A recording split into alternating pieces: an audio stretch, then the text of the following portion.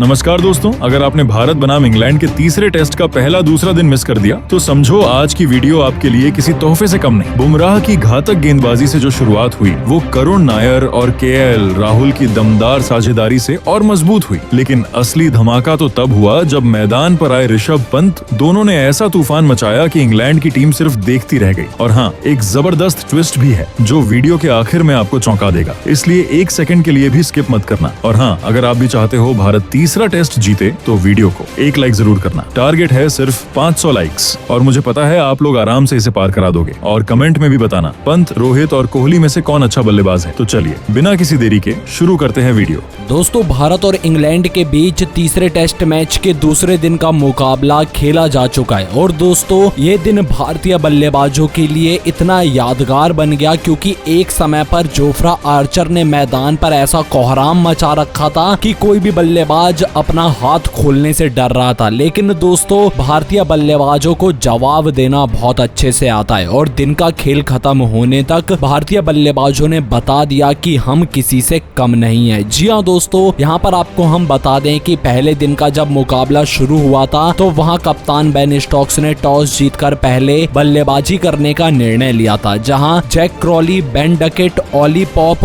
और Harry Brook का wicket गिर गया था जो कि अपनी टीम के लिए 172 रन मात्र मिलकर बना पाए थे। लेकिन जॉ रूट ने 99 रन और बेन स्टोक्स ने 39 रन बना दिए थे पहले दिन, जिसके चलते इंग्लैंड की टीम 4 विकेट के नुकसान पर 251 रन बनाने में कामयाब हो सके थी। अब यहाँ इससे आगे शुरू हुआ दूसरे दिन का खेल। जी हाँ दोस्तों, भारत की टीम के खिलाफ एक बार फिर से जॉ रूट और बेन स्टोक्स बल्लेबाजी करने के लिए आए, जहाँ दोनों बल्लेबाजों ने आज एक नई रणनीति पर काम करना शुरू किया। एक दिन पहले ये बल्लेबाज काफी डिफेंसिव खेल रहे थे, लेकिन आज चौके छक्कों की बरसात शुरुआत से ही नजर आने लग गई। बेन स्टोक्स कोशिश कर रहे थे अपना अर्धशतक पूरा करने की, लेकिन दोस्तों जसप्रीत बुमराह ने ऐसा उनको करने नहीं दिया क्योंकि बुमराह ने 86वें ओवर की दूसरी गेंद पर बेन स्टोक्स को 44 रन पर ही क्लीन बोल्ड कर दिया। अब दोस्तों पांचवा बड़ा झटका इंग्लैंड की टीम को मात्र 260 रन के कुल स्कोर पर लग चुका था। अब यहाँ मैदान पर जॉ रूट का साथ निभाने के लिए जिमी स्मिथ उतर चुके थे, जहां जॉ रूट और जिमी स्मिथ के बीच ये साझेदारी छठे विकेट के लिए मात्र 11 रन की हो पाती है, तभी जॉ रूट अपना विकेट खो देते हैं। जी हां दोस्तों, शतक पूरा करने के बाद जॉ रूट 104 रन बनाकर बुमराह की ही अंदर आती हुई यॉर्कर लेंथ गेंद पर आउट हुए। अब दोस्तों बुमराह ने ये 2 झटके आज दूसरे दिन इंग्लैंड की टीम को देकर इनके 6 विकेट गिरा दिए थे, वो भी 271 पर। अब ऐसा लगने लगा कि इंग्लैंड के बल्लेबाज 300 रन से पहले ही ढेर हो जाएंगे, लेकिन दोस्तों यहाँ जिमी स्मिथ ने भारत के अरमानों पर पानी फेरने का काम किया क्योंकि जब जिमी स्मिथ का साथ देने के लिए क्रिस वॉक्स उतरे थे तो 88वें ओवर की दूसरी गेंद पर क्रिस वॉक्स को जसप्रीत बुमराह ने गोल्डन डक आउट कर दिया था। अब दोस्तों 7 बड़े झटके लग जाने के बाद बुमराह ने चांस बनाया था जिमी स्मिथ को भी इसी ओवर में आउट करने का, लेकिन दोस्तों केएल राहुल से वो कैच छूट गया, जिसके चलते जिमी स्मिथ यहाँ बच गए और ब्राइडन कार्स के साथ मिलकर उन्होंने 84 रन की साझेदारी कर डाली। जी हाँ दोस्तों, इस दौरान जिमी स्मिथ ने 8वें विकेट के लिए 84 रन जोड़ दिए और 51 रन बनाकर जब जिमी स्मिथ खेल रहे थे और वो भी 56 गेंदों में, तब मोहम्मद सिराज ने उनको ध्रुव जुरेल के हाथों कैच आउट करवाया। अब यहाँ इंग्लैंड को 8वां झटका लग चुका था 355 रन के स्कोर पर, लेकिन अब ब्राइडन कार्स का साथ देने के लिए जोफ्रा आर्चर मैदान पर आ चुके थे, लेकिन जोफ्रा आर्चर को भी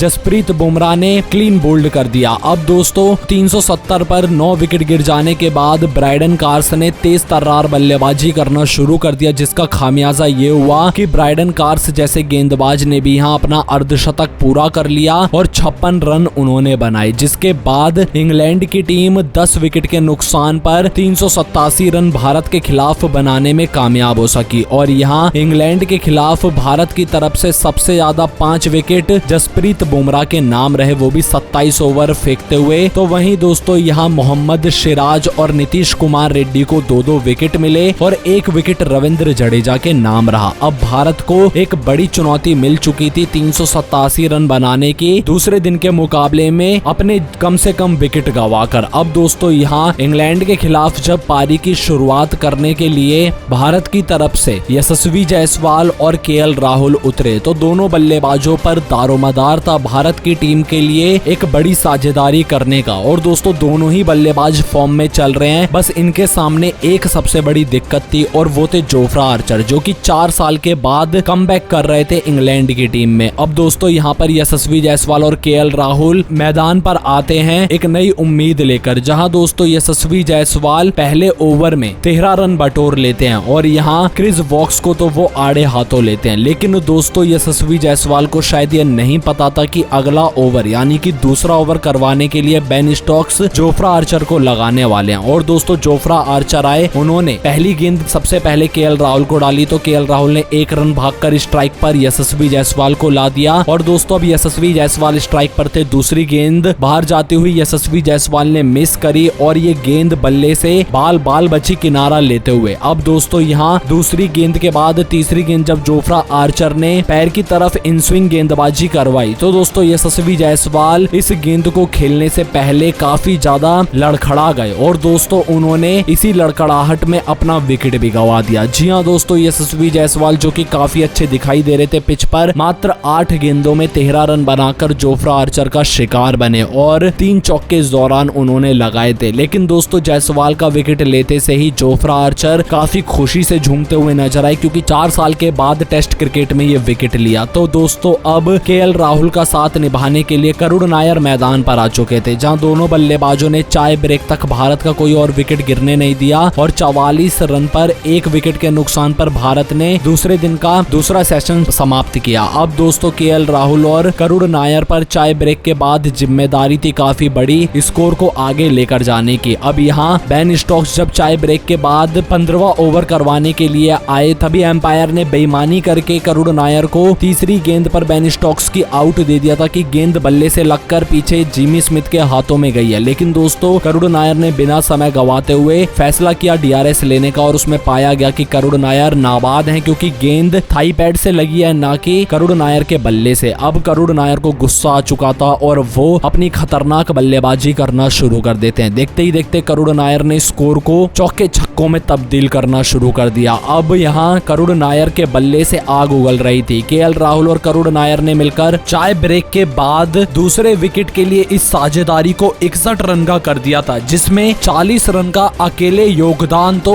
करुण नायर का ही था। अब दोस्तों ऐसा लगने लगा कि करुण नायर यहाँ अपना अर्धशतक पूरा करेंगे और शतक जड़ेंगे, लेकिन दोस्तों उनके बीच में आ गए बेन स्टोक्स। दरअसल हुआ ये कि पारी का 21वां ओवर था और इस ओवर में बेन स्टोक्स ने खुद जिम्मेदारी ली कि मैं गेंदबाजी करूंगा। अब बेन स्टोक्स मैदान पर थे, उन्होंने आते से ही दूसरी गेंद को थोड़ी हवा देने की कोशिश की। अब गेंद बल्ले का भारी किनारा लेते हुए नीचे की तरफ झुकाव ले रही स्लिप में जाते वक्त, लेकिन दोस्तों वहां खड़े जॉ रूट ने बहुत अच्छा कैच पकड़ा करुण नायर का, जिसके चलते भारत की टीम को ये दूसरा बड़ा झटका लगा और करुण नायर 62 गेंदों में 40 रन बनाकर आउट हो गए। अब दोस्तों जैसा कि आप यहाँ पर देख भी सकते हो, करुण नायर की बल्लेबाजी 40 रन जब वो बनाकर आउट हुए तब मात्र 4 चौके इस दौरान लगाए। अब दोस्तों करुण नायर का विकेट जब भारत के लिए गिरा तो 74 रन के कुल स्कोर पर भारत ने 2 बड़े विकेट गंवा दिए थे। अब मैदान पर केएल राहुल का साथ देने के लिए शुभमन गिल आ चुके थे। अब दोस्तों शुभमन गिल तो चल अच्छे फॉर्म में रहे हैं, लेकिन उनका साथ देने वाले केएल राहुल हर पल यही कोशिश कर रहे थे कि मैं टीम का और कोई विकेट गिरने ना दूं। यहाँ पर केएल राहुल पर जिम्मेदारी थी थोड़ा स्लो बल्लेबाजी करें और शुभमन गिल पर जिम्मेदारी थी कि आप तेज बल्लेबाजी करके टीम के स्कोर को संतुलित रखें। अब यहाँ इन दोनों बल्लेबाजों ने भारत की टीम को 30वें ओवर में 100 रन के पार पहुंचा दिया 2 विकेट के नुकसान पर। अब यहाँ भारत पर जिम्मेदारी थी, क्योंकि अब यहाँ भारतीय टीम जानती थी कि अभी भी अपना काम खत्म नहीं हुआ है, क्योंकि 287 रन से अभी भी हम पीछे हैं और अब यहाँ से गियर पकड़ना टीम इंडिया को बहुत जरूरी था। दूसरे दिन का खेल समाप्ति की ओर आगे बढ़ रहा था। हर कोई यही सोच रहा था कि भारत की टीम के लिए सब कुछ सही जा रहा है और अभी तो केएल राहुल और शुभमन गिल ने मैच को संभाल रखा है। लेकिन दोस्तों तीसरे दिन के मुकाबले में अब शुभमन गिल के आउट हो जाने के बाद ऋषभ पंत पर जिम्मेदारी है कि वो शतक जड़कर भारत की टीम को एक नई उम्मीद दें, क्योंकि दोस्तों इंग्लैंड की गेंदबाजी काफी शानदार और सटीक लाइन लेंथ पर चल रही है। बस केएल राहुल ही यहाँ पर अपनी टीम को संभालने का काम कर रहे हैं। बाकी सामने से बल्लेबाज एक के बाद एक ढेर होते चले जा रहे हैं सेट होने के बाद। लेकिन अब लाइव मुकाबला देख लेने के बाद आप सभी को क्या लगता है कि भारत की टीम के लिए क्या तीसरा टेस्ट मैच हम जीत पाएंगे? अपनी कीमती राय हमें कमेंट बॉक्स में कमेंट करके जरूर बताइएगा।